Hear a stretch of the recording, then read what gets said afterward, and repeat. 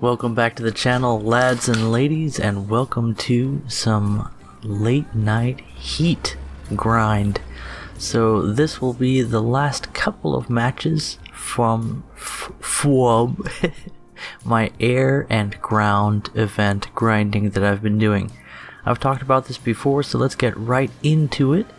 You'll be familiar with the ME262A1U4 Narwhal, also known as my darling. It's one of the most reliable aircraft in the game, and I almost always enjoy myself, and this match will certainly be no exception. I've shown this as a fantastic vehicle for getting kill assists in the air, which is a difficult thing to do, so I would recommend using some sort of cannon CAS if you can.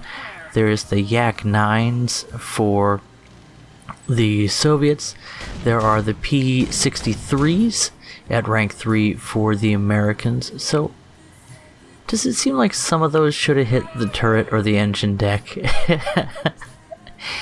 I said it was a good airplane. I didn't say it was a perfect airplane, and the accuracy of the main gun, as well as the difficulties of engaging ground targets at extremely high speeds, make this a challenging vehicle to play. But when it pays off in spades, and we're going to see that in this match. How do you feel about seeing a quick ace in the ME262? Okay, but just because he asked so nicely. Feast your eyes. So we're doing what I've shown you before, which is to perform high yo-yo loops over the enemy. We climb to maintain our energy because the Narwhal likes to be at a high speed and also has a good dive speed.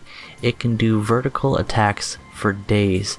Now if your speed drops below around 400 miles per hour, as you see us doing here at the beginning of these dives, you're not going to have the mobility to avoid enemy fighters, and that's why you listen. Now we spawned very early in the match, so our speed's dropping fairly low. We're looking at 200-300 miles per hour in general here, which helps us with our strafing runs and is one of the reasons we're able to get close here and go for kills instead of just a lucky engine deck shot or a single turret hit, and that makes a huge difference. Now also, Fulda is a fantastic map for all kinds of casts. These huge stretches of open field, these isolated paths of cover, even if the enemy is moving through the trees. As we dodge some ground fire here, those shots surprisingly accurate. This AA player is not bad, other than the fact he's decided to spray and pray, other than catching us in a trap, and a beautiful ammunition destruction on that T-92. They're generally actually a fairly tricky opponent to take down in the Narwhal because of their no armor is best armor layout, spaced out crew compartment, and general mobility. So it was nice to take one down in a single pass. And like I said, this is just, we got the jazzy Nihon no music playing in the background. We're soaring through the skies, we're swooping on guys, and we're taking them down in a single pass with these ammunition rack shots, with these crew wipes. We're having a good time. Not every match in Operation Heat is gonna be as yeety and meaty as this one, but I tell you, if you keep a positive attitude and you have an adaptable strategy, you roll with the punches. Now, I had plenty of matches today where my team just got wiped out, where I got sniped out, but you know what? I kept my chin up, and I ended up getting rewarded with this very satisfying match. It looks like we had an ammunition fuel tank detonation there. It says ammunition explosion and shows you a fuel tank exploding. And, well, you know, it is what it is.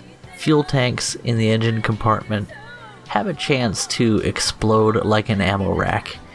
And, you know, maybe that keeps people from being able to reliably tank damage with their engine deck. And I'm certainly okay with that from this perspective. Can we miss My goodness, is that one of the fastest aces you've ever seen?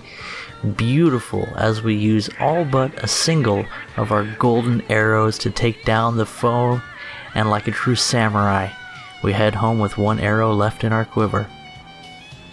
Anyway, that is one of the quickest aces I've ever gotten, and our reward, a triple strike, and a finishing of the air event for the day. Now, finishing off the ground event, all we need is base captures, and I thought that what I would do is jump into a quick vehicle, rapidly capture a point, M18 Black Cat, anyone? Along with the RU-251, the M18 is one of the most reliable base capturing vehicles. Not only do they have great mobility, commonly being able to be the first on the point, they also have a good ability to counterattack enemies, with the 50 cal mounted on the roof of the M18 being very effective at taking down lightly skinned, talking Italian speedy boy vehicles, and the 75 cannon, even a 76 technically, but we won't get into that. 75 technically, but called a 76. Anyway, I digress. The long boy gun on the M18 is quite good at its battle rating. We're playing at a 5.3. We're very competitive here, and we are just speeding across the field. This is satisfying gameplay. Now you're going to see a little bit of douchebaggery coming up from somebody behind me here, and you'll recognize it for what it is, probably. I think I call him out on it a little bit. And, there is a lot of negativity that comes out in events like this. People grind, they get frustrated, they get aggressive, and, that's got to be intentional. He was trying to push us out of the zone so he could get all the cap for himself. There's no call for that, you know what I'm saying? You know what I'm saying. Anyway, he was a ponce. But even generally nice people can get negative during this event, so if I can encourage any of you guys, is just to roll with the punches. Negativity is going to come out, harshness is going to come out with people that are frustrated. You're going to get frustrated, and sometimes it's time to take a break, and sometimes it's time to rethink your strategy. And if I can give you some examples here of a winning strategy, I really feel like I have one at this point in the event. The grind has gone fairly well for me, and some of the vehicles I know that I'm showing off are not regular tech tree vehicles, and that can be kind of frustrating. But the German Narwhal, I know it's a high tier vehicle, takes a while to get to it, but man, if you don't have it now, I'm telling you, anything from Germany with that 50mm high velocity cannon, whether it's a tank or an aircraft, the ME-410 at a 3.7 battle rating, which is the B1U, anyway, something like that.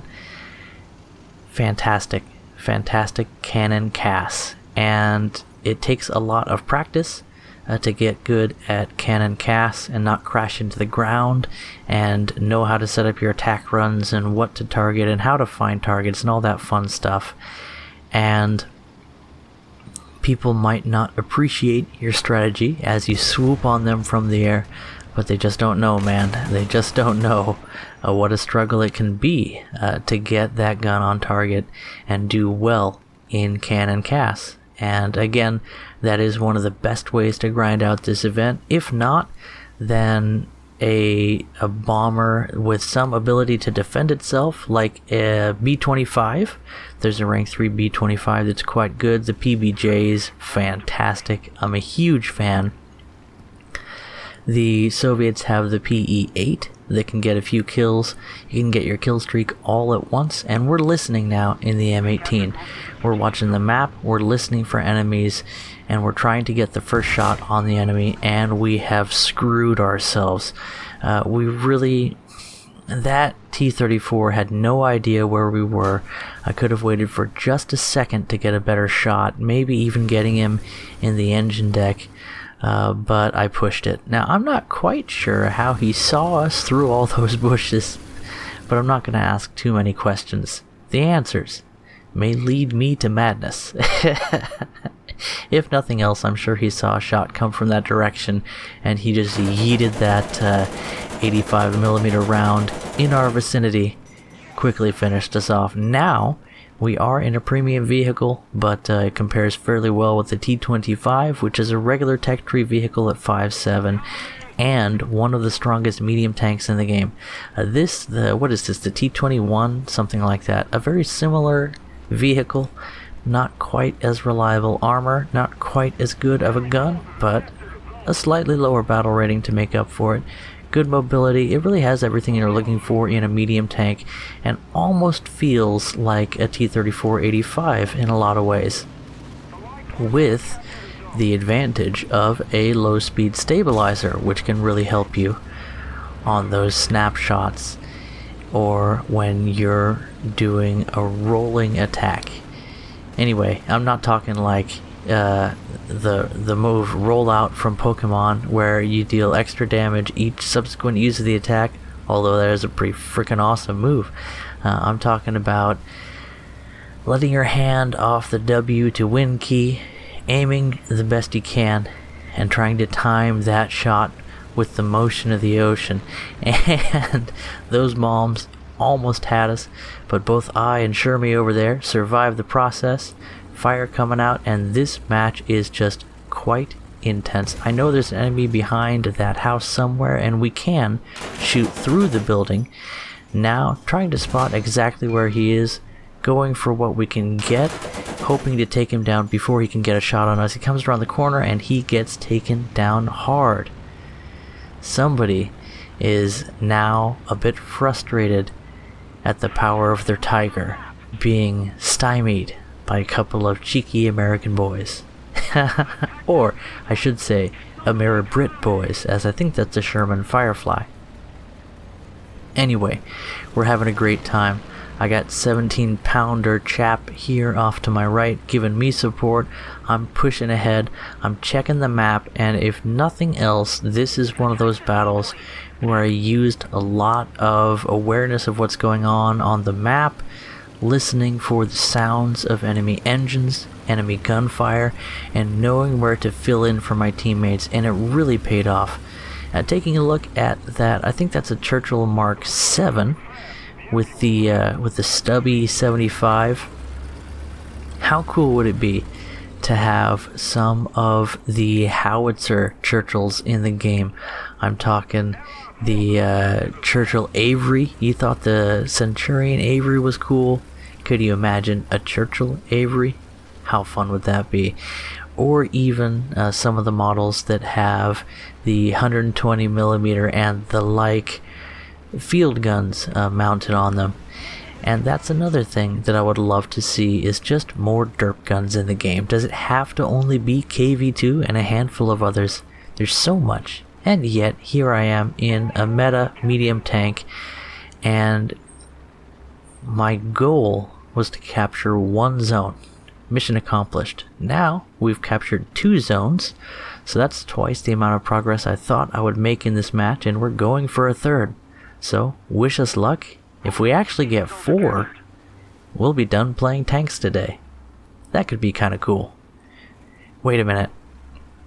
Didn't I say I was going to show you the last 2 battles of the night?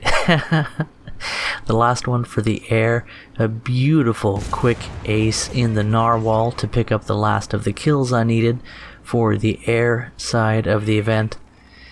And now, all I need is, 2 more base caps to fill out my progress for the ground portion of the event. And, are you listening? We're listening for enemy engine sounds. A city map is a huge advantage to people that have their ears on. And I know I talk about this quite a bit, but it bears repeating. If you're getting frustrated with the game and you're not listening around for enemy engine sounds and cannon sounds, try that. It is so helpful. If you want to get serious about doing well in this game, listening to your environment and checking your mini-map are huge ways of doing better. And that's something that I can always use. Sometimes I'll sit back and chill and listen to my Japanese ladies singing about ai or whatever, but when the chips are on the table and I want to hurry up and get to bed, go to sleep, and call it an end to the event for another day, then I'll turn off the background music, I'll turn up the game sounds, and sink into the experience of War Thunder. The audio in this game, not fantastic. It could use an update. I get a lot of stuttering when it comes to listening to multiple engine sounds. There's something about the way that, I don't know how to put it, in-game sound triangulation works. The directional sound can only work properly for like maybe 2 or 3 things at once. So if you have aircraft flying overhead, enemy engine sounds, ally engine sounds, they'll cut in and cut out. It's not perfect for me, and it could be issues on my own end, I don't know. But I do look forward. Gaijin have said that one of the next major updates to the game is a huge reworking of the sound in the game. So I look forward to, 1, the plethora of new bugs that'll come with that. Goodbye, 23485. I expected you to die. And that's exactly what happens. No issues. It's a dicker. It's a dicker. He wanted to get us, but he didn't, did he? We take down the driver, finishing off the crew. That's always satisfying, and that's where the stabilizer came through for us, along with the good penetration values of that long 75 for the Americans. I'm sorry, is it called a 76? Anyway. Where was I? So, sound update coming at some time in the future, and I'm sure along with it, more bugs, and that's just, you know what? If I already accept it now, then I won't have a problem when I experience it. Well, maybe not so much of a problem. There are definitely... this game is always being worked on. It's always being expanded. And I'm no programmer, but I do kind of marvel at what has been accomplished with this game. I've never seen anything like it.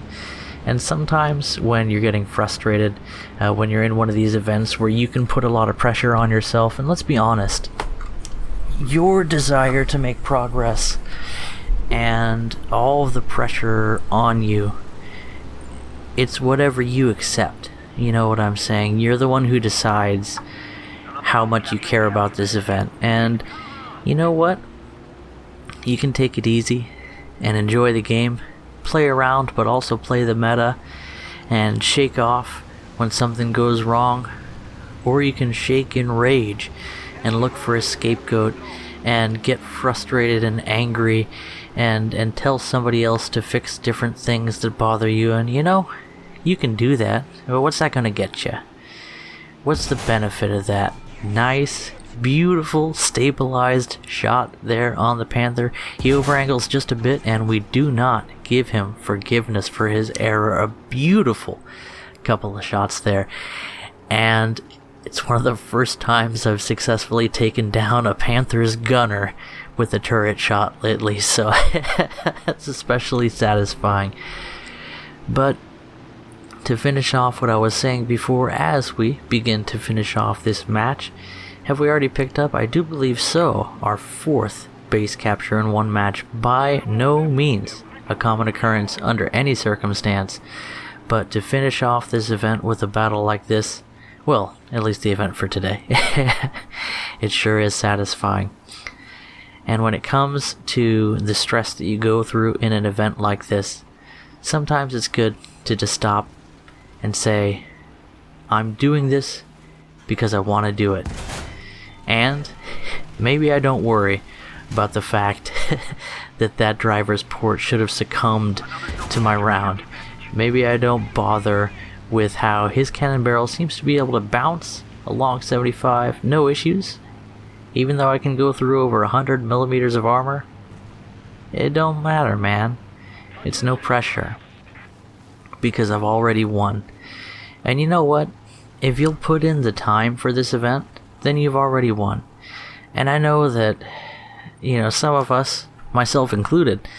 We don't know how much time we're going to be able to spend on this one, and we don't know if we're going to be able to complete this if we don't make the most efficient progress possible. But maybe forget about that, and maybe just say, no pressure, I'm going to have fun. I'm going to suffer with a smile on my face, and just maybe, you get 5 ground kills and 4 base captures, or something cool like that.